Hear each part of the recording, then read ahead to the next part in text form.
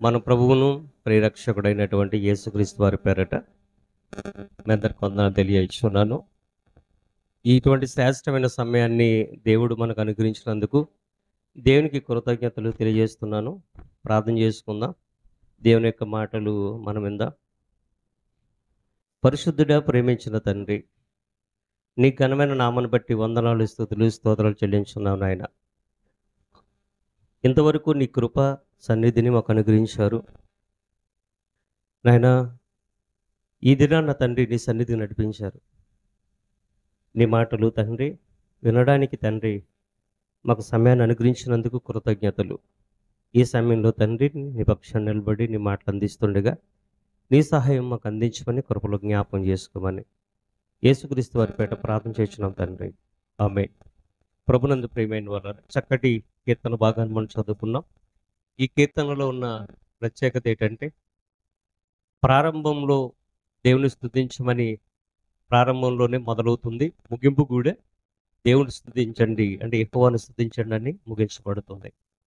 నిజంగా 146 కీర్తనలు కూడా దేవుని యొక్క ఉద్దేశాలు, అలాగే దేవుడు ఎంత గొప్పవాడు, ఎంత ఆశ్చర్యమైన కార్యాలు చేయగలవాడో అనేది ఇక్కడ 6-9 వచనాలు మనకు కనబడుతున్నాయి.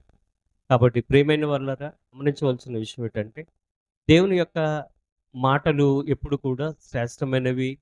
అవి బూది గంతముల వరకు కూడా వెళుతున్నాయి. ఆయన యొక్క మాట ఎంత వేగంగా వెళుతుందంటే, అన్నిటికంటే వేగంగా ఆయన యొక్క మాట పరుగెడుతుంది అనే విషయాన్ని గమనించాలి.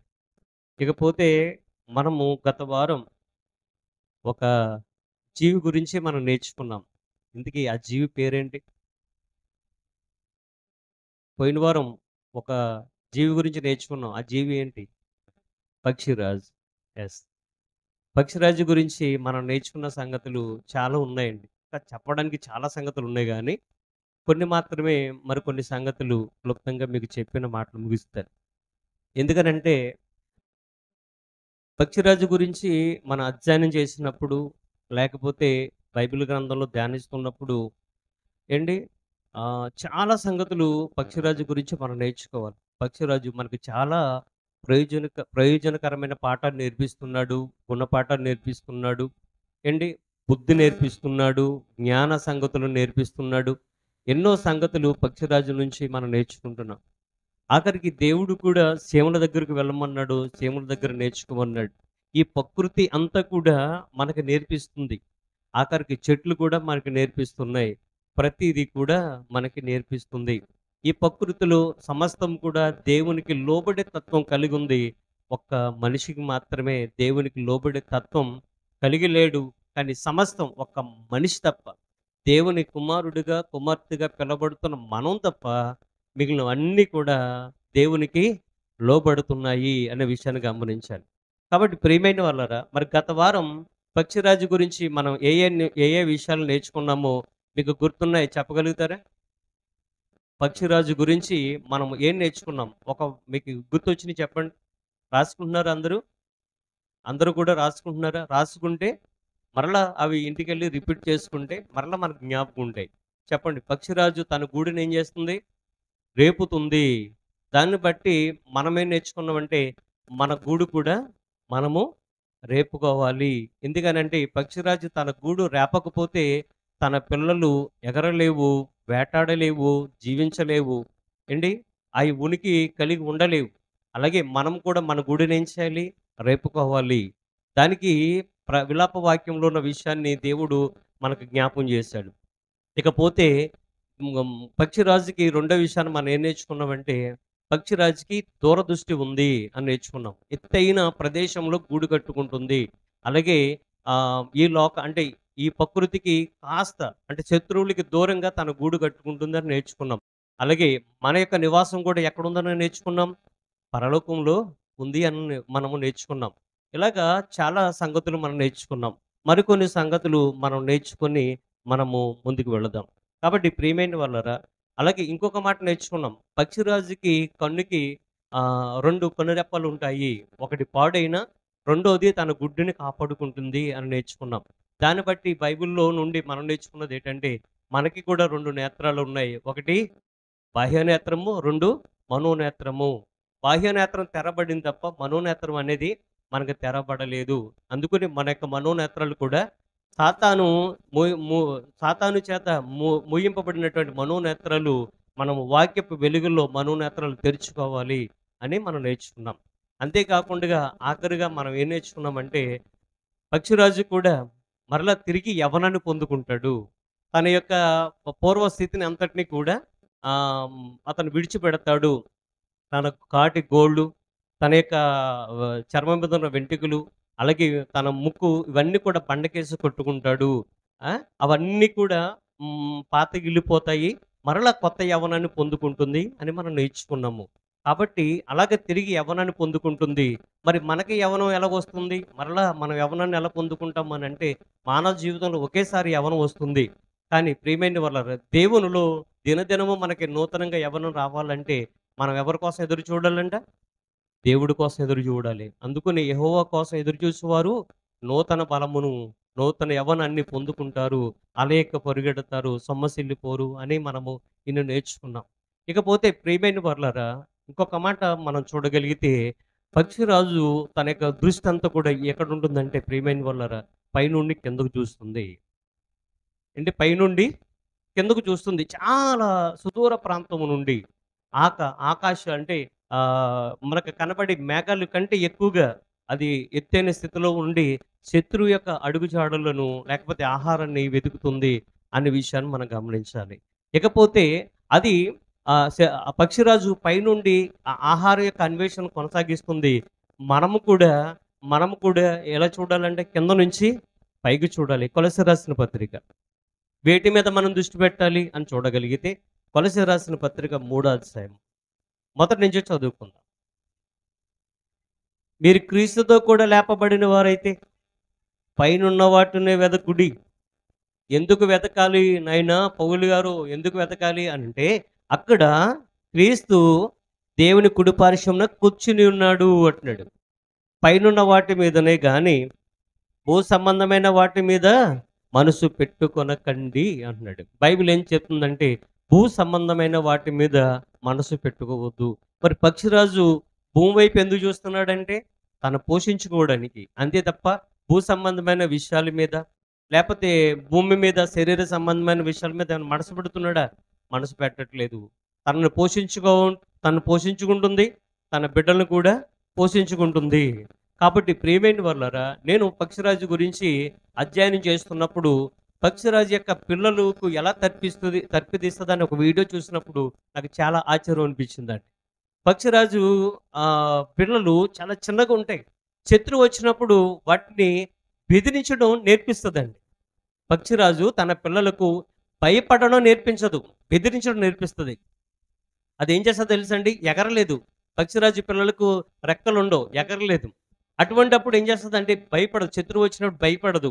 ఆ చిన్న కాళ్ళతోనే, ఆ చిన్న శరీరంతోనే, ఆ చిన్న రెక్కలతోనే, ఆ చిన్న ముక్కుతోనే ఆ పెద్దదైనటువంటి భారీ శరీరం ఉన్న యొక్క శత్రువుని ఏం చేస్తుందండి ఎదుర్కోవడానికి, బెదిరించడానికి అది ముందుకు అడుగు వేస్తుంది.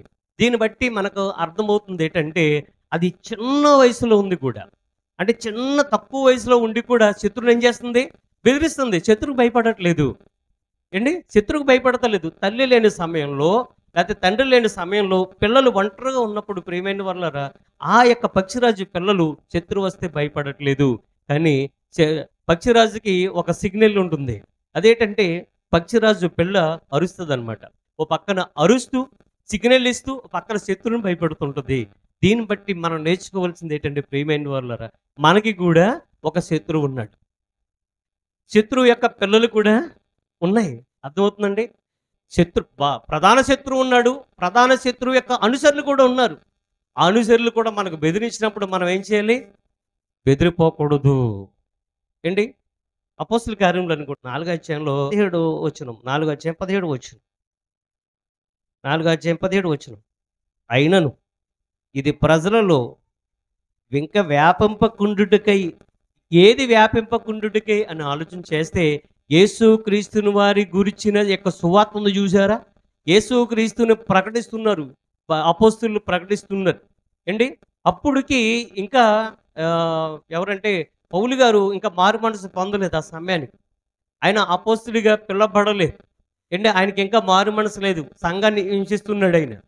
అయితే ప్రియమైన వాళ్ళారా, అపోస్తులు 12 మంది ఏంటి సంఘంలో వాళ్ళు దినదినము అభివృద్ధి చెందుతున్నారు. ఆత్మ పరిశుద్ధాత్మ చేత నింపబడి దేవుని యొక్క మాటలు ప్రకటిస్తున్నారు. అయితే ప్రియమైన వాళ్ళారా, అక్కడ రాయబడింది ఏంటి, 3వ అధ్యాయంలో జరిగిన సంఘటనే 4వ అధ్యాయంలో కొనసాగింపుగా మనం చూడొచ్చు. కానీ ప్రియమైన వాళ్ళారా, 3వ అధ్యాయం మొదటి వచనంలో రాయబడింది ఏంటంటే, అక్కడ ఒక దేవాలయం ఉంది. ఆ దేవాలయం దగ్గర ఒక ఒక వ్యక్తి ఉన్నాడు. ఏంటి అది పుట్టినది మొదలుకొని కుంటుపడిన ఒక మనుషుడు అక్కడ ఉన్నాడు. ఈ ఒక దేవాలయం దగ్గర ఉన్నాడు. అతన్ని స్వస్థపరిచారు వీళ్ళు. పేతురు యోహానులు స్వస్థపరిచారు. భిక్ష భిక్ష అంటే అడుక్కునేవాడు లేకపోతే భిక్షకుడు ఏం చేస్తాడు? ఎవరి దగ్గర ఏదైనా దొరుకుతుందని చూస్తూ ఉంటాడు. కానీ ప్రియమైన వాళ్ళారా, అలవాటు ప్రకారంగా పేతురు యోహానులు గారు ఇద్దరు కూడా శృంగారపు దేవాలయం దగ్గరికి వెళుతున్నారు. వెళుతున్న సమయంలో అందరిని అడిగినట్టుగానే అందరి భిక్షాన్ని అందరి దగ్గర అడిగినట్టుగానే ఈయన కూడా అడుగుతున్నాడు. భిక్షం అడుగుతున్నాడు పేతురు యోహాను చూసి. అయ్యా పేతురు యోహాను గారు ఏమన్నా ఉంటాయో ఇయ్యండి అంటాడు. అడుక్కునేవాడు ఎలాగ అడుగుతాడు? ఇంటికొచ్చి అమ్మా అంటాడా? మమ్మీ అంటాడా? ఏమని పిలుస్తాడు? అమ్మా అని దీనంగా పిలుస్తాడు. అదే పిల్లలు అమ్మా అంటే పిల్లలు పిలిచి అమ్మని పిలుపుకి, అడుక్కునే వ్యక్తి పిలుచుకునే ఆ యొక్క పిలుపుకి చాలా వ్యత్యాసం ఉంటుంది. అది దీనంగా పిలిచేది, ఇది ప్రేమతో పిలిచేది. అర్థం చేసుకోవాలి. వాళ్ళకి దీనంగా పిలుస్తున్నాడు. కుంటిగుడ్డివాడు అండి. పుట్టినది మొదలుకొని కుంటివాడు అతను. నడవలేడు. మరొక చోటకి వెళ్ళాలంటే ఇంకొకళ్ళు సాయం చేయాలి. భిక్షాటన చేసుకుంటున్నాడండి. అయితే పేతురు యోహాను వెళ్తుంటే అయ్యా అయ్యా ఏమన్నా ధర్మం చేయండి అయ్యా అని అడుగుతున్నాడు. వెంటనే వాళ్ళు ఆగి, వెండి బంగారాలు మా దగ్గర లేవు, నీకు ఇవ్వడానికి మా దగ్గర ఏం లేదు, కానీ మా దగ్గర ఒకటి ఉంది. ఏంటి తెలుసా? యేసునామం. యేసుని మాత్రమే కలిగి ఉన్నాం. యేసునామములో నీకు స్వస్థతనిస్తామని చెప్పి వెంటనే స్వస్థపరిచారు. అలా స్వస్థపరిచినందుకు ప్రియమైన వాళ్ళారా, జరిగింది ఏంటంటే, పేతురు యోహానును బంధించి మీరు యేసు నా అనే పేరు మాత్రము మీరు ఉచ్చరించకూడదు అని బెదిరిస్తున్నారు వాళ్ళు. అప్పటికే చెరసాలలో వేశారు. తర్వాత బయటికి తీసుకొచ్చారు. కొరడాలతో కొట్టారు. మీరు యేసునామాన్ని ప్రకటిస్తే మాత్రము కుదరదు అన్నారు. ఎందుకనంటే యేసుక్రీస్తు వారు ఉన్నప్పుడు కంటే యేసుక్రీస్తు వారు మరణించిన తర్వాతే ఆయన నామం ఇంకా ప్రబలిపోతుందండి. ఇంకా ప్రకటింపబడుతుంది. దేవుని నామానికి మహిమ కలుగును గాక. ఆమేన్ చెప్తారు అందరూ. ఆయన ఉన్నప్పుడు కంటే ఆయన లేనప్పుడే ఆయన నామం ఇంకా ప్రకటింపబడుతుంది. అక్కడ ఏమని రాయబడి ఉంది? 4వ అధ్యాయం 17వ వచనంలో, అయినను ఇది ఇది అనే మాట ఏంటనుకుంటున్నారు? యేసు అనే పేరుంది చూసారా? ఆ పేరు ప్రజలలో ఇంకా వ్యాపింపకుండుటికే ఆపేద్దామనుకున్నారు. యేసు నామాన్ని ప్రకటింపబడకూడదనేసి ఇప్పుడైతే చాలామంది వచ్చి ఆ 3 మేకుల్ని పీక్కులేని వాడు మిమ్మల్ని ఎవరు రక్షిస్తాడని ఒకడు కారు కూతలు కూస్తున్నాడు. మరొకడు మరొక రకాలు కూరుస్తున్నాడు. మరొకడు ఏమంటున్నాడంటే, పెళ్లి కాకుండా ఈ మధ్యనే మా ఒక సహోదరులు కొంతమంది సువార్తకి వెళుతుంటే అక్కడ పాంప్లెంట్లు ప్రింట్ చేసి ఏంటి వాళ్ళు ఏమని మాట్లాడుతున్నారు తెలుసా? ఏంటి ఇతను యేసు అనేవాడు పెళ్లి కాకుండా ఒక ఆమెకు పుట్టాడు, పెళ్లి కాకుండా పుట్టిన వాడిని ఏమంటారు అని అడుగుతున్నాడు ఆయన. అక్కడ ఇంచుమించుగా 200, 300 మంది క్రైస్తవులు ఉన్నారు, కానీ ఒక్కళ్ళు కూడా సమాధానం చెప్పలేదు. నాకు చాలా బాధ అనిపించింది. పెళ్లి కాకుండా పుట్టిన ఆమెను ఈ లోకం ఏమంటుంది? పుట్టిన వాడికి వివాహం కాకుండా పుట్టిన ఆమెకు అతన్ని పుట్టిన వాడిని ఏమంటారో అని అడుగుతున్నాడు అతను. కానీ ప్రియమైన వాళ్ళరా, అజ్ఞానంగా మాట్లాడే వాళ్ళకి మనం జ్ఞానయుక్తంగా ఖచ్చితంగా సమాధానం చెప్పాలి. కాబట్టి ప్రియమైన వాళ్ళను మనం గమనించినట్లయితే ఈ రోజున ఇలా అడ్డుపడుతున్నారు. కానీ యేసుక్రీస్తు వారి యొక్క నామాన్ని ప్రకటించకూడదు, ఆయన పేరు ఎత్తకూడదు అనేసి ప్రారంభంలోనే ఇది ప్రారంభించబడింది. ఇదంతా కూడా శత్రువు యొక్క కుట్ర అనేది విషయాన్ని గమనించాలి. యేసు నామం ప్రకటింపబడకూడదు. ఎందుకంటే యేసు నామము ప్రకటింపబడకుండా ఆనాడే ఆగిపోయింది అనుకోండి, ఆనాడే నోరు మూయించేశారనుకోండి, ఈనాడు మీకు నాకు రక్షణ ఎక్కడిది చెప్పండి?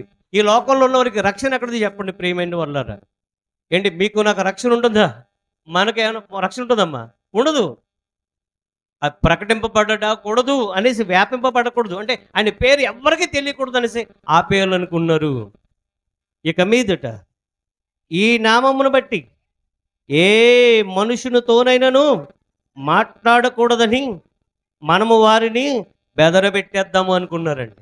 అక్కడ పరిచయులు, శాస్త్రులు, ప్రధాన యాజకులు అందరూ కూడా ఆలోచన చేసుకుంటున్నారు. యేసునామాన్ని ప్రకటించడానికి వీలు లేదు, వ్యాపించడానికి వీలు లేదు, ప్రసిద్ధి చేయడానికి వీలు లేదు, ప్రజల్లో ఆ పేరు నోటెడ్ అవ్వడానికి వీలు లేదు అని చెప్పి వారిని అప్పుడు పేతురు, యోహాను పిలిపించి 18వ వచనంలో చెప్తుందన్నమాట. మీరు యేసునామమును బట్టి ఎంత మాత్రమును మాట్లాడకూడదని, బోధింపకూడదని వారికి ఆజ్ఞాపించిరి.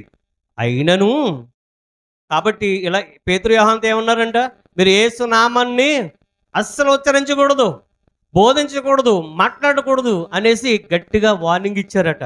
అప్పుడు ఏమన్నారు తెలుసా? 19వ వచనంలో నాకు చాలా ధైర్యాన్ని ఇస్తుందండి ఈ మాట. ఈ పేతురు, యోహాను గారు ఏంటి, వాళ్ళు ధైర్యాన్ని చూడండి, వాళ్ళు ఎంత మంచి మాటలు మాట్లాడారు. ఈ మాట చదివేటప్పటికి ఎక్కడ లేని బూస్టింగ్ వచ్చేది తెలుసండి. నాకైతే చాలా ధైర్యం వచ్చేస్తుందండి. వాళ్ళు ఏమంటున్నారంటే 19వ వచనం, అందుకు పేతురును యోహానును వారిని చూసి, దేవుని మాట వినుట కంటే మీ మాట వినుట దేవుని దృష్టికి న్యాయమా, మీరే చెప్పండి అన్నారు. నోరు మూసేశారండి వాళ్ళు. ఇలాగ సమాధానం చెప్పాలి. ఏంటి, మీ మాట వినడం న్యాయమా, దేవుని మాట వినడం న్యాయమా, దేవుని దృష్టికి ఏది న్యాయం అని అడిగారు. అడిగితే వాళ్ళు ఏమన్నా తెలుసా అండి, మేము కన్నవాటిని విన్నవాటిని చెప్పక ఉండలేమని వారికి ఉత్తరం ఇచ్చిరి. ప్రజలందరూ జరిగిన దాన్ని చూసి దేవుని మహిమపరచుచుండరు గనుక సభ వారు ప్రజలకు భయపడి వీరిని శిక్షించు విధమేదియు కనుగొనలేక వీరిని గట్టిగా బెదిరించి విడుదల చేసిరి. ఏంటి, ఆనాడు ఇద్దరు. ఎవరు వాళ్ళు? పేతురు, యోహాను గారు ఇద్దరే దేవుని పక్షాన్ని ఇద్దరే నిలబడ్డారు. అక్కడ సభవారు అని రాయబడి ఉంది. ఎంతమంది అండి, మూకుమ్మడిగా అందరూ కలిసి పేతురు, యోహాను ఆ క్షమంలో తొక్కేశారు అనుకోండి, ఇద్దరు చనిపోతారు. వాళ్ళ బలం చాలా తక్కువ. శారీరకంగా మనం మాట్లాడుకుంటే పేతురు, యోహాను గారి యొక్క బలము చాలా తక్కువ. అక్కడ సభలో చాలా మంది ఉన్నారు. ప్రియమైన వాళ్ళ అంతమందికి వాళ్ళు భయపడట్లేదు. ప్రధాన యాజకులకు భయపడట్లేదు. సద్దుకయ్యులు ఉన్నారు, ఇంకా పరిచయులు ఉన్నారు, శత్రుమొక ఎంతమంది ఉన్నారు. యేసుక్రీస్తు వారు గిట్టని వాళ్ళు వేల మంది ఉన్నారు. కానీ ప్రియమైన వాళ్ళని చూసి వీళ్ళు భయపడలేదు, వాళ్ళ బెదిరింపులకి భయపడలేదు. ఆలోచించండి, ఒక పక్షిరాజు చిన్న పిల్లే ఎగరలేని పరిస్థితి ఏంటి. పేతురు, యోహాను మామూలుగా దేవుని విషయాన్ని మనం పక్కన పెడితే పేతురు, యోహాను గారి బలం ఎక్కువ, వాళ్ళందరి బలం ఎక్కువ. వాళ్ళకి ఆయుధాలు ఉన్నాయి, అధికారం ఉంది, శిక్షలు వేయడానికి వాళ్ళకి అధికారం ఉంది. ప్రియమైన వాళ్ళరా, కానీ పేతురు, యోహాను గారి ధైర్యం ఎవరు? దేవుడు, యేసుక్రీస్తు వారే వాళ్ళ ధైర్యం. ప్రియమైన వాళ్ళరా, ఒకటే ముందే చెప్పాడు కదా, మిమ్మల్ని మహాసభకు తీసుకుని వెళ్తారు, అక్కడ ఏం మాట్లాడాలో పరిశుద్ధాత్మ మీకు సహాయం చేస్తాడని ఆయనే చెప్పాడు, ముందే చెప్పాడు. ముందే యేసుక్రీస్తు వారు తన శిష్యులను ముందే ఆధ్యాత్మికంగా, ఆత్మీయంగా అన్ని విషయాల్లో ధైర్యపరిచాడు. ముందే ధైర్యపరిచి సిద్ధపరిచాడు. ప్రియమైన వాళ్ళారు, ఈరోజు సేవకుడు కూడా ప్రియమైన వాళ్ళారు సంఘాన్ని అలాగే ఆత్మీయంగా సంసిద్ధత చేయాలి. ప్రతి పరిస్థితుల్లో కూడా సంసిద్ధత చేయాలి. ఆలోచించండి ప్రియమైన వాళ్ళారు. మనం గమనించవలసిన విషయం ఏంటంటే, ఒక చిన్న పక్షిరాజు కాదండి, పక్షిరాజు పిల్ల గురించి మాట్లాడుతున్నాను. ఎగరలేని పరిస్థితి, గట్టిగా పరిగెట్టలేని పరిస్థితి, నడవలేని పరిస్థితి, అంత నిస్సహాయ స్థితిలో ఉండి ఆ యొక్క చిన్న పక్షిరాజు పిల్ల శత్రు వస్తుంటే బెదిరిస్తుంది. భయపడట్లేదు, బెదరట్లేదు, భయపెడుతుంది, సిగ్నల్ ఇస్తుంది. ఆ వీడియో చూసి నాకు చాలా ముచ్చటేసింది ప్రియమైన వాళ్ళ. ఆ సిగ్నల్కి ఆ పక్షిరాజు అరుస్తుంది పక్క నుంచి సిగ్నల్ ఇస్తుంది. తల్లి ఎక్కడి నుంచో వచ్చి శత్రువుని అమాంతంగా అక్కడే చంపి ఆ యొక్క శత్రువుని ఏం చేసిందండి, ఆ యొక్క ఆహారాన్ని తన బిడ్డకు పెట్టింది. శత్రువులు ఎదుట దేవుడు మనకి ఏం చేస్తాడంట, ఆహారం సిద్ధపరుస్తాడు. అంత మంచి దేవుడు ప్రియమైన వాళ్ళ. ఇంత మంచి దేవుని యొక్క మాటలు వినడానికి మనము సమయాన్ని కేటాయించలేకపోతాం. బాధేస్తుందండి ఒక్కొక్కసారి. మిమ్మల్ని చూసి ఒకసారి బాధేస్తది, జాలేస్తది. కానీ మీరు చాలా మంచివారు ప్రియమైన వాళ్ళు. దేవుని సన్నిధిలో కాస్త ఎక్కువ సేపు గడపాలనిపిస్తుంది. ఈరోజు పిల్లలు ప్రార్థన చేశారండి. పిల్లలు ప్రార్థన చేశారు.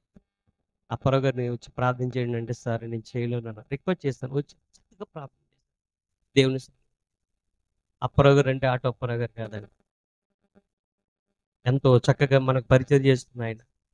కనబడ్డాడు ఆయన. తెర వెనకే ఉంటాడు. కానీ ఆయన గురించి చెప్పాలి. చిన్న పిల్లలు. వాళ్ళ పిల్లలు ప్రార్థన చేస్తుంటే ఆ ప్రార్థన ఎంత చక్కగా ఇగో జోసఫ్ ఎప్సిబా వాళ్ళ పాప, శంకర్ వాళ్ళ పాప చక్కగా ప్రార్థన చేసింది. నేను వీడియో తీశాను. దానియేలు గారు వెళ్ళి చక్కగా ముద్దు పెట్టుకున్నారు. ఇంత చక్కగా ప్రార్థనలు. సంఘంలో ప్రార్థనలు కొదువైపోయినాయి. నేను బాధపడుతూ చెప్తున్నానంటే, వేదనతో చెప్తున్నాను. మన సంఘంలో ప్రార్థనలు ఎప్పుడైపోయినాయి. మన సంఘంలో ప్రార్థనలు కరువైపోయినాయండి. ప్రార్థన అనుభవాలు మన సంఘంలో లేవు. ప్రారంభ సంఘంలో ఆసక్తితో ప్రార్థన చేసింది. ప్రార్థనతో ఎన్నో విజయాలు సాధించింది ప్రారంభ సంఘం. ఏది మన సంఘం? రావడం ఆదరబాదర రావడం, కంగారు రావడం, వెళ్ళిపోవడం. ఏటండి మనస్ఫూర్తిగా దేవుని సన్నిధిని అనుభవించే పరిస్థితి లేవు మనకి. దూరం నుంచే వస్తున్నారు, చాలా సంతోషం. ఆసక్తిగానే వస్తున్నారు, చాలా సంతోషం. కాస్త కాస్త ఒక అరగంట ముందు రండి ప్రియమైన వాళ్ళారా. సమయాన్ని గడపండి దేవుని సన్నిధిలో. దేవుడే మాట్లాడుతున్నాడు. ఆయన అద్భుతమైన మాట. నిస్సహాయ స్థితిలో ఉన్న ఆ యొక్క పక్షిరాజు పిల్ల శత్రువుని ఏం చేస్తుందండి? దేవుని యొక్క మాటలోకి వెళ్దాం. ఏంటి? చిన్న పక్షిరాజు పిల్ల ఏం చేస్తుందండి? నిస్సహాయ స్థితిలో ఉంది. చిన్న పిల్లలు మీకు బాగా అర్థం కావాలంటే, ఇక్కడ శంకరాల అబ్బాయి ఉన్నాడు. వాడికి బలం ఎక్కువ, నాకు బలం ఎక్కువ. అంటే ఆడు సంవత్సరం పిల్లోడే. ఆడికి బలం ఎక్కువ ఉంటుందా, నాకు బలం ఎక్కువ ఉంటుందా? నాకే బలం ఎక్కువ ఉంటుంది. ఇప్పుడు నేను శత్రువుని అనుకుందాం, అది పక్షిరాజు పిల్లలు అనుకుందాం. నేను ఆడి దగ్గరికి వచ్చి ఆడిని బెదిరిస్తున్నాను. ఆడిని నేను బెదిరిస్తుంటే ఆడు బెదిరిస్తలేదు. వాడు ఏం చేస్తున్నాడు? నన్ను బెదిరిస్తున్నాడు. లోకం ఏం చేస్తుంది? నమ్ముతుందా? నమ్ముతుందండి? మీరు ఈ మధ్యన ఒక వీడియో వైరల్ అయింది ప్రియమైన వాళ్ళారా. చాలా ఆశ్చర్యం అనిపించింది. ఒక చిన్న కుక్కపిల్ల అండి. అది మహా అయితే ఒక 30 రోజులు, నెల రోజులు ఉంటుంది. ఇంకా నెల రోజులు కూడా ఉండదు. చిన్న కుక్కపిల్ల. జపాన్ అదేంటి జర్మనీ చెప్పాడు ఇది అనమాట. వేరే కుక్క వచ్చి తనకి వేసిన పాలు వేరే కుక్క వచ్చి తాగుతుంటే ఎంత గట్టిగా అరిసింది తెలుసండి?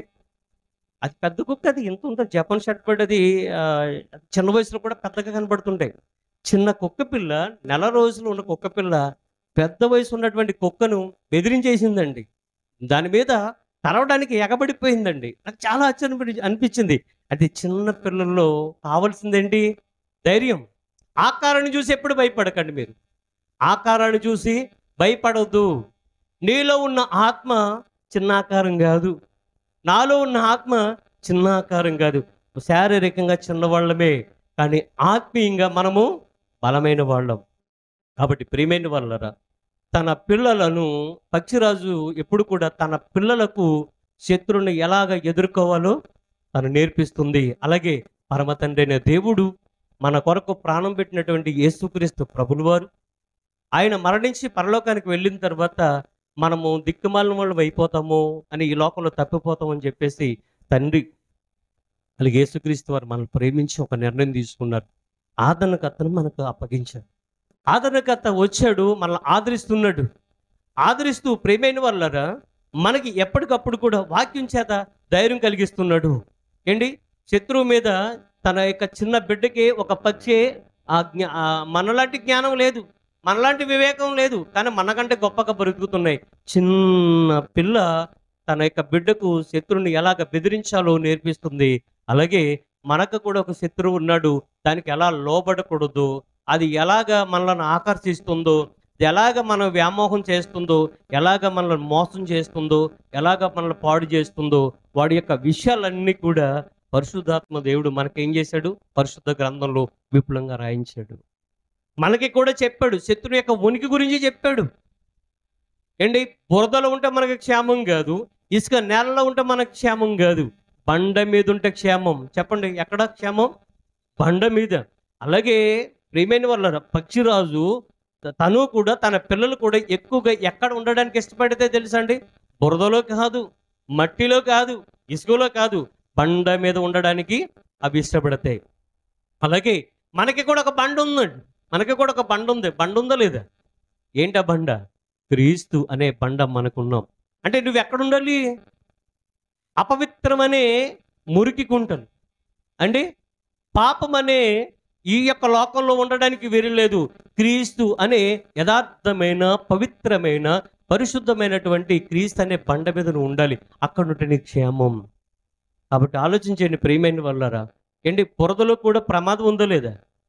బురదలో బురద ప్రమాదం, అది ఊబో ఏంటో తెలీదు, అక్కడ కూడా విష పురుగులు ఉంటాయి. కానీ బండ మీద విష పురుగులు రావడానికి వీలు లేదు. ఒకవేళ వస్తే మాడిపోతాయి. ఆలోచించేయండి. మనకి కూడా క్షేమం, వాటికి పక్షిరాజు తన పిల్లలకి కూడా క్షేమం బండ మీద నివసిస్తున్నాయి కాబట్టి క్షేమం ఉంది. మరి మీకు ఎక్కడుంది క్షేమం? క్రీస్తులో, క్రీస్తు అనే బండ మీద నీకు క్షేమం ఉంది అనే విషయాన్ని గమనించాలి. ఇప్పుడు అడుగుతున్నాను ప్రియమైన వాళ్ళరా, పక్షిరాజు తుఫాన్ వచ్చినప్పుడు మీరు అబ్జర్వ్ చేయండి. తుఫాన్ వచ్చినప్పుడు తుఫాన్కి భయపడదండి, తుఫాన్కి ఎదురెళ్తుంటుంది. అది తుఫాన్లో కూడా ఎగరగల సత్తా ఎవరికుంటో తెలుసండి? పక్షిరాజుకు ఉంటుంది.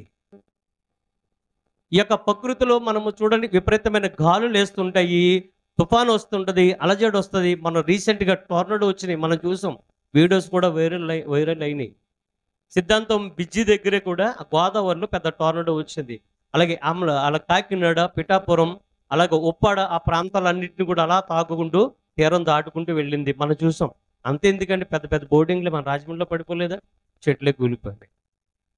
వియ్యాలపురంలో కూడా అండి పెద్ద చెట్లే కూలిపోయినాయి, పెద్ద పెద్ద దారుణం వచ్చింది. అంటే 96 తుఫాన్ ఏమైనా వచ్చేసిందా అన్నట్టుగా అనిపించింది. కాబట్టి ప్రియమైన వాళ్ళ అటువంటి పరిస్థితుల్లో కూడా చలించదు తెలుసండి. ఇది పెద్ద తుఫాను, నాకు పెద్ద హాని చేసేస్తుంది, నన్ను నాశనం చేసేస్తుంది, నా బతికేముండదు, నా గూడేమైపోతుందని ఆలోచించదని. గూడు ఎక్కడ పెట్టుకుంటుందండి? కొండల మీద. తర్వాత ఇంకొక విషయం చెప్పాను, శత్రువు రాకుండా ముళ్ళంటి, అంటే శత్రువు కూడా, అంటే పాములు కూడా. ఆయన చూడండి, ఒకవేళ గూడిలో పక్షిరాజు పిల్లలు ఉంటే పాములు లాంటి విషసర్పాలు వచ్చి పాకుకొని వచ్చి తినేస్తాయేమని చెప్పేసి అటువంటి పరిస్థితుల్లో ముళ్ళ లాంటి ప్రదేశంలో గూళ్ళు కట్టుకుంటాయని మనం చూసాం. అయితే ప్రియమైన వాళ్ళరా, తన గూడు ఎక్కడ ఉంటుందండి? చెట్ల మీద, ఎత్తైన చెట్ల మీద ఉంటుంది. అలాగే కొండల బెట్ల మీద కూడా పెట్టుకుంటుంది. మరి అక్కడికి రాదండి గాలి? అక్కడికి రాదా తుఫాను? మన జీవితంలో కూడా ప్రియమైన వాళ్ళ తుఫాన్ లాంటి సమస్యలు ఎదురవుతుంటాయి, ఉప్పెన లాంటి సమస్యలు వస్తుంటాయి. కానీ వాటికి భయపడకు, వాటి వెనుక ఒక మహాశక్తి ఉంది. ఆ శక్తిని నువ్వు ఆశ్రయిస్తే చాలు. ఎవరు? నీ తండ్రి. తుఫాను కంటే గొప్పవాడు, ఉప్పెన కంటే గొప్పవాడు. ఏంటి, కరోనా లాంటి భయంకరమైన వాటికంటే నీ తండ్రి గొప్పవాడు. ప్రియమైన వాళ్ళ ఆలోచించేయండి. ఆయన ఉండగా నీకు భయం ఏంటి? ఒక మంచి ఆదరించి ఒక మాట మీకు జ్ఞాపం చేస్తున్నాను, మీకు పరిచయమైన మాటే కానీ మీకు జ్ఞాపం చేస్తున్నాను. యేసుక్రీస్తు వారు ఆయన పరలోకానికి వెళ్ళిపోతూ శిష్యులతో ఒక మాట అన్నాడు. ఎప్పటి వరకు ఉంటానన్నాడు ఆయన?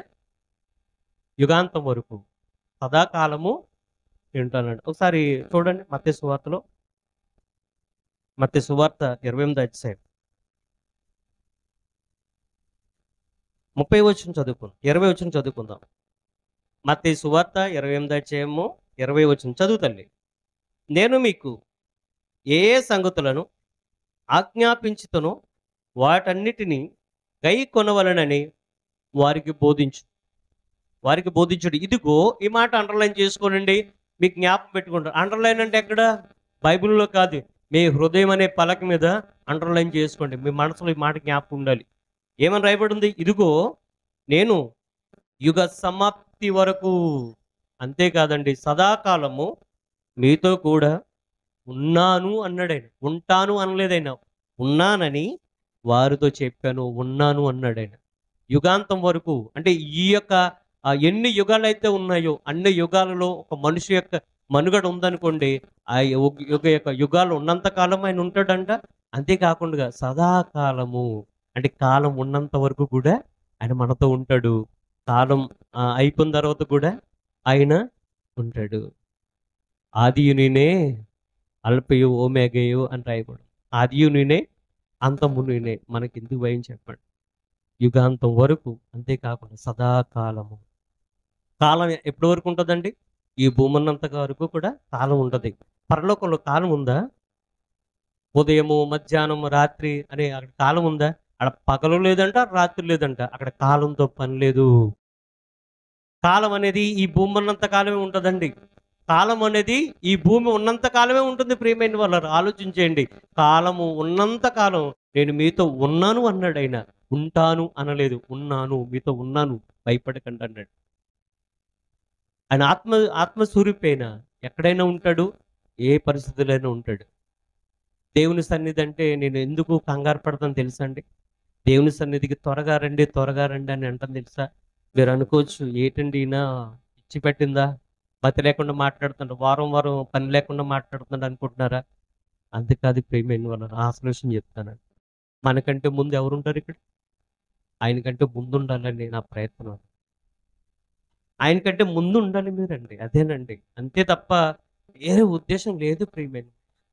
మిమ్మల్ని త్వరగా రండి అనడానికి ఏంటంటే, మనకంటే ముందు మన తండ్రి వచ్చేస్తున్నాడు అండి. ఆయన వచ్చేటప్పుడు మనం రావడం కాదు ప్రియమైన వల్ల. నువ్వు ఆయనకంటే ముందు వచ్చి కూర్చో, అప్పుడు తండ్రి వస్తే ఎంత ఆనందపడతాడు. మనము ఒకళ్ళ కోసం వెయిట్ చేయించడం మంచిదంటారా? చెప్పండి. మనము ఒకళ్ళు వెయిట్ చేయించడం మంచిదని అంటారా? వాళ్ళు రాకుండానే మనం ముందెళ్ళామనుకోండి, వాళ్ళు ఏమంటారు, సార్ అప్పుడే వచ్చేసారా మీరు అంటారు. అప్పుడు వాళ్ళ దృష్టిలో మనకు ఒక విలువ ఏర్పడుతుంది ప్రియమైన వాళ్ళారా. ఎందుకు తెలుసండి? ఈయన మాట అంటే మాట అనమాట. మనకంటే అన్న టయానికి వచ్చేసారంటే మనం ఏం చేయాలి? అనుకున్న టయానికి మనం కూడా వెళ్ళాలని కలగాలి. కానీ సంఘంలో కొంతమందికి ఒక ఆలోచన ఉంటుందండి. అంటే ఇది అందరిని ఉద్దేశించి చెప్తున్నాను. అంటే ఈ ప్రేమతోనే చెప్పే మాటలే. ఎలాగుంటుందో తెలుసా అండి? మనం వచ్చినప్పుడు ఎవరు ఉండరు. మొట్టమొదటిగా సంఘానికి ఎవరు వస్తారో తెలుసండి? ఎవరు వస్తారు చెప్పండి, మీరు ఎక్స్పెక్ట్ చేయండి. మన సంఘంలో మొదట ఎవరు వస్తారు? దానియేలు గారు. తర్వాత ఎవరు వస్తారు? మొదట దానియేలు గారు వచ్చారని మీకు ఎలా తెలుసు? ఆయన రాకముందు మీరు వచ్చి చూసి వెళ్ళారా? మరి ఆయన వచ్చారని వాళ్ళు చెప్తారు అనుకుంటున్నారు మీరు, అంతే. ఈ వచ్చే వారం మీరు చూడండి ఎవరు వస్తారు ముందని. దానియేలు గారు వస్తారు, ఆ విషయం పక్కన పెట్టండి. ఆయన వచ్చారని మీకు ఎలా తెలుసు? ఎలా చెప్తున్నారు? మీరు చూసారని అడుగుతున్నారు. ఇందాక పేతురు, యోహాను గారు ఏమన్నారు? మేము కన్న వాటిని విన్న వాటిని చెప్పకుండా మానలేము అని. మొట్టమొదటి ఆయనే ఉంటాడు, తర్వాత నేను. మేము ఇద్దరు ఏం మాట్లాడుకుంటాం. ఏంటండి ఆయన అంటాడు, టైం అయిపోతుందండి, రావట్లేదండి, పాపం ఆయన బాధ. ఆయన ఆశ ఒకటే, సమయానికి అందరూ వచ్చేయాలి, పాటలు పాడాలి, ప్రభుని స్తుతించాలి, ఆరాధించాలి, దేవుని పని జరగాలి, ఇంకా ఎక్కువ మంది రావాలి. అదొక్కటి ఆ ముసలి యొక్క గుండెకు అదొక్కటే కోరిక, అంతకన్నా ఏమీ లేదు. ఆలోచించండి. ఎవరో వస్తారు, ఎవరో ఎక్కడి నుంచి రాకూడదు, మనమే ముందు వస్తే ఆ ముసలి గుండె సంతోషపడుతుంది ప్రియమైన వాళ్ళు. ఆలోచించండి. ఆ వృద్ధాప్యంలో ఆయన కోరిక అదే. ఎవ్వరు రావట్లేదండి. 10:30కి అనుకున్నాం, 11 గంటలకు ప్రార్థన జరుగుతుంది అనేసి. ఆ బాధ ఒకటేనండి. ఆయన మనసులో ఆవేదన అదే, అంతగా తప్ప వేరేది లేదు. కాబట్టి ఆలోచించండి ప్రియమైన వాళ్ళ. తుఫాన్ని ఎదుర్కొనే ధైర్యం పక్షిరాజుకు ఉన్నప్పుడు అంతకంటే గొప్పవాడివి, అంతకంటే గొప్పదానివి, సాక్షాత్తు దేవుని కుమారుడువు, దేవుని కుమార్తెవు. నీ జీవితంలో కూడా తుఫాను లాంటి సమస్యలు నీ జీవితాన్ని కొట్టినా ఎదుర్కొనే ధైర్యం నీవు కలిగి ఉండాలి ప్రియమైన వాళ్ళ. ఆయన అంటాడు కదా, సదాకాలం నీతో ఉన్నానని చెప్పాడు, యుగ సమాప్తి వరకు కూడా నీతో ఉన్నానని చెప్పాడు. ఎందుకు నీకు భయం చెప్పండి ప్రియమైన వాళ్ళ. భయపడొద్దు అని అనేక మార్లు బైబిల్ గ్రంథంలో రాయబడి ఉంది. నేనున్నాను, నీకు భయపడకుడు, నేను నీకు తోడై ఉన్నాను అనేసి ఎన్నో మార్లు కన్న తండ్రి తన మాటనిచ్చాడండి. మన జీవితంలో నిజంగా చెప్పాలంటే గుండెలో బద్దలు కొట్టిన సంఘటనలు జరిగిన నీకు తండ్రి ఉన్నాడు. నీకు నీ తండ్రి ఉన్నాడు. ఎప్పటి వరకు ఉంటాడు? నువ్వు బ్రతికినంత కాలం ఉంటాడు. ఎప్పటి వరకు ఉంటాడు? నీ కుటుంబం ఉన్నంత కాలం ఉంటాడు. అంతేకాదు, కాలం ఉన్నంత కాలం ఉంటాడు. ఇది మాత్రం మీ మనసులో అండర్లైన్ చేసుకోనండి. కాబట్టి ప్రియమైన వాళ్ళారా, మన యొక్క జీవితంలో ఎన్ని ఇబ్బందులు వచ్చినా, ఎన్ని కష్టాలు వచ్చినా ఎదుర్కొనే మనసు ఖచ్చితంగా మనము దేవుని బట్టి కలిగి ఉండాలి. దేవుని బట్టి ధైర్యం కలిగి ఉండాలి. అంతేకాకుండా ఆఖరికి ఒక మాట చెప్తున్నారండి. పక్షిరాజు ప్రియమైన వాళ్ళరా, ఏ ఆహారం పడితే ఆహారాన్ని తినదు. దానికి ఫ్రెష్‌గా ఆహారం కావాలి. ఆహారం ఏంటి, నిలవున్న ఆహారం తినదు. మనం ఫ్రిడ్జ్‌లో పెట్టుకొని దాచుకొని మరీ తింటాం. దానికి పక్షిరాజుకి అలవాటు లేదు ప్రియమైన వాళ్ళు. ఫ్రెష్‌గా తింటది. కుళ్ళిపోయిన శవాల దగ్గరికి వెళ్ళదు. కుళ్ళిపోయిన కళేబరాల దగ్గరికి వెళ్ళదు. ఫ్రెష్‌గా తింటదండి. వేటాడి ఫ్రెష్‌గా తింటది. మనం కూడా ఎప్పటికప్పుడు కూడా మన్నా అనే జీవాహారాన్ని మోషే గారి ద్వారా దేవుడు మనకేమిచ్చాడు? మన్నా అనే ఆహారాన్ని ఇచ్చాడు. మరి యేసుక్రీస్తు వారి ద్వారా మనకి నిత్య జీవం. నేనే జీవాహారం అన్నాడు. యేసుక్రీస్తు వారు మనకేమిస్తున్నారు? జీవాహారాన్ని ఇచ్చాడు. ఆ జీవాహారాన్ని మనం ఏం చేయాలి? నిత్యము భుజించాలి. అంతేకాకుండా ప్రియమైన వాళ్ళ ఇంకా మనం చూడగలిగితే ఆఖరిగా ఒక మాట మనం చూద్దాం. పక్షిరాజు ఏం చేస్తాడో తెలుసా అండి? పక్షిరాజు తన శత్రువు యొక్క కదలికలు కనుగొంటాడు. అలాగే మనం ఏం చేయాలి? అపవాది యొక్క తంత్రాలను తెలుసుకున్న వారమై ఉండాలి. ఇంకో మాట చెప్తున్నాను. పక్షిరాజుకి శత్రు ఎవరు? ప్రధానమైన శత్రు ఎవరు? ఎక్కువగా దేన్ని వేటాడుతుందండి? పక్షిరాజు ఎక్కువగా దేన్ని వేటాడుతుంది? పాములను వేటాడుతుంది. ఏంటి? మనకి కూడా ప్రధానమైన శత్రు ఎవరు? ఘట సర్పము, ఆది సర్పము అని పిలువబడుతున్నటువంటి అపవాది. కాబట్టి ప్రియమైన వాళ్ళరా, నీ శత్రువు పక్షిరాజు శత్రువు ఒక్కళ్ళే. అంతేకాదు దేవుని శత్రువు కూడా ఒక్కళ్ళే. కాబట్టి ఆలోచన చేయండి. మనందరి శత్రువు, దేవునికి శత్రువు, పక్షిరాజు శత్రువు ఒక్కళ్ళే. పక్షిరాజు తన శత్రువుని ఎలాగా తొక్కుతుందండి? ముక్కుతో తొక్కుతుందా? కాళ్ళతో తొక్కుతుందా? కాళ్ళతో తొక్కుతుంది. ఎలా తొక్కుతుంది తెలుసండి? ఒక కాలు తల మీద వేస్తుందండి, ఇక్కడ మెడ మీద వేస్తుంది అనమాట. కనీసం పక్కకు తిప్పుకోవడానికి కూడా చాయిస్ ఉండదు. మరొకటి ఏం చేస్తుందో తెలుసండి? నడుము మీద వేస్తుందండి. తన తోకతో పక్షిరాజు శరీరాన్ని ఒకవేళ చుట్టేసినా బిగబెట్టాలనుకున్నా కాలు ఎక్కడుంది? కాలు పక్షిరాజు కాలు ఎక్కడుంది? అదే అది పాము తల మీద ఉంది. కానీ నీకు కూడా దేవుడు, కన్న తండ్రి అనే దేవుడు క్రీస్తు ద్వారా ఒక అద్భుతమైన అవకాశాన్ని ఇచ్చాడు. అదేంటి తెలుసా? రోమాపత్రిక 16వ అధ్యాయం చూడండి. ఒక మంచి మాట నేను చెప్పట్లేదు కానీ మీ చేత చదివించాలని కోరుతున్నాను. 16వ అధ్యాయము 20వ వచనాన్ని చదువుకుందాం. అపోజిట్ పౌలు గారు రోమా సంఘానికి రాసిన పత్రికలు చూస్తే 16వ అధ్యాయము 20వ వచనం, కన్న తండ్రి అనే దేవుడు క్రీస్తు ద్వారా మీకు ఇస్తున్న గొప్ప ఆధిక్యత ఏంటి తెలుసా? సమాధానకర్తయగు దేవుడు. ఎవరైనా సమాధానకర్తయగు దేవుడు ఎవరు? యేసుక్రీస్తు ప్రభులు వారు. సమాధానకర్తయగు దేవుడు సాతానును మీ కాళ్ళ కింద శీఘ్రముగా చితక తొక్కించును.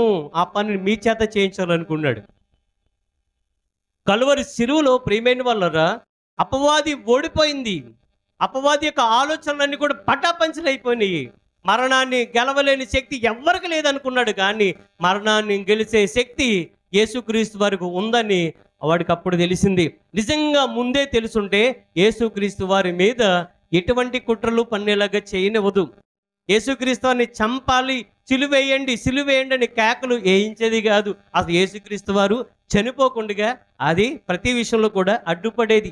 దేవుని యొక్క ఆలోచనలు కూడా భంగం చేసేదేమో ఆ విషయం వాడికి తెలీదు. మరణం మీద విజయాన్ని జయించినటువంటి ఒకే ఒక్క దేవుడు ఉన్నాడు లోకంలో, ఆయన యేసుక్రీస్తు వారు. ఆయనే సమాధాన కర్తయగు అధిపతి. పౌలు గారు ఏమంటున్నారంటే సమాధాన కర్తయగు దేవుడు.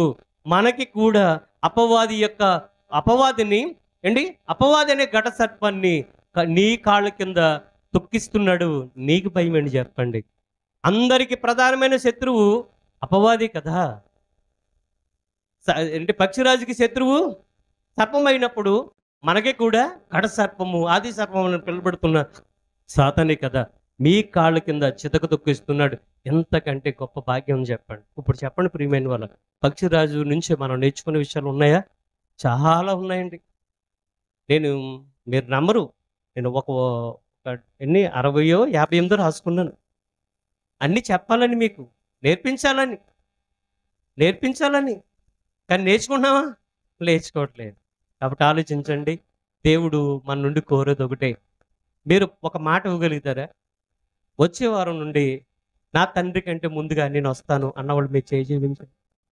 నా తండ్రి కంటే ముందు ఇక్కడ మన తండ్రి ముందు వస్తాడు కదా, నా తండ్రి కంటే ముందు నేను వస్తాను అన్నవాడు. ఒకటి.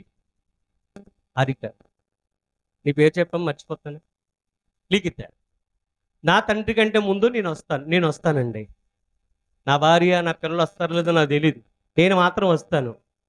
నాతో పాటు చేయి పూర్తిగా ఎత్తండి. లిఖిత చిన్న బిడ్డ, మా సుందరు నాతో పాటు వస్తాడు కాబట్టి. చైతన్య, ఆ శ్రీను, మీ చిన్నబ్బాయి పేరండి, మీ చిన్నబ్బాయి పేరు ఆయన కాదు, ఆడొస్తానన్నాడు. జయంత్, స్త్రీలు ఇద్దరు వస్తారా? జయంత్ వస్తానన్నాడు. ఓకే. హారిక, ఇంకెవరు వస్తారు?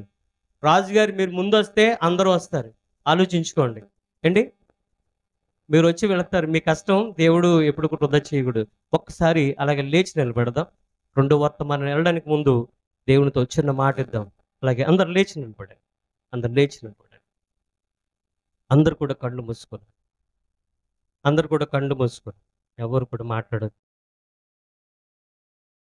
తండ్రి, ఇంతవరకు నీ మాటలతో నన్ను మాట్లాడారు, నీ మాటలతో నాతోనే మాట్లాడారు, ఎవరితో కాదు తండ్రి. మరొకసారి నువ్వు నాతో మాట్లాడబోతున్నావు తండ్రి. నీ వాక్కు కొరకు నేను ఎదురు చూస్తున్నాను తండ్రి. నా యొక్క ప్రాణమును తండ్రి అయినా నా సొమ్మసిల్లినటువంటి అలసిన నా ప్రాణాలకు తెప్పరల చేయండి. ప్రతి ఒక్కళ్ళు కూడా మీ మనసులో ఒకే ఒక మాట, నీ వాక్కు కోసం నేను ఎదురు చూస్తున్నాను, నాతో మీరు మాట్లాడండి. ప్రతి ఒక్కరు కూడా మీ మనసులో ఈ మాట అనుకోనండి. ప్రియమైన తండ్రి, నీ ఘనమైన నామాన్ని బట్టి వందనాలు, స్తుతులు, స్తోత్రాలు చెల్లించున్నాను. కొద్ది మంది పిల్లలు తండ్రి అయినా మేము మీ సన్నిధికి రావడానికి ఇష్టపడుతున్నాము, ముందుగా రావాలనుకుంటున్నాం. కానీ తండ్రి, మాకంటే మీరు ముందుగా ఉంటున్నారు తండ్రి. కానీ మీకంటే ముందుగా రావాలని మా ఆశను తండ్రి నీ సన్నిధిలో పెడుతున్నాం తండ్రి. ఆయన నీ సన్నిధిలో నాతో పాటుగా నీ పిల్లలని వారు వస్తానని మాట ఇచ్చారు. అలాగే వారిని బట్టి కూడా మిగిలిన వారు కూడా తండ్రి మీకంటే ముందుగా వచ్చి తండ్రి మీకోసం ఎదురు చూసే భాగ్యాన్ని అనుగ్రహించమని ప్రార్థిస్తున్నాం తండ్రి. మీరు మా కోసం కాదు తండ్రి ఎదురు చూడడం, మేమే మీకోసం ఎదురు చూడాలి. అటువంటి భాగ్యాన్ని నీ పిల్లలందరికీ అనుగ్రహించమని, తర్వాత నీ దాసుని ద్వారా అందరితో కూడా మాట్లాడమని, ఈ యొక్క ఆరాధన తండ్రి క్రమంగా మర్యాదగా ఆ అంత్యం వరకు కూడా తండ్రి నీ నామం పేరిట నన్ను నీకు మహిమకరంగా జరిగించమని యేసుక్రీస్తు వారి పేరిట ప్రార్థన చేయించున్నాం తండ్రి. ఆమేన్.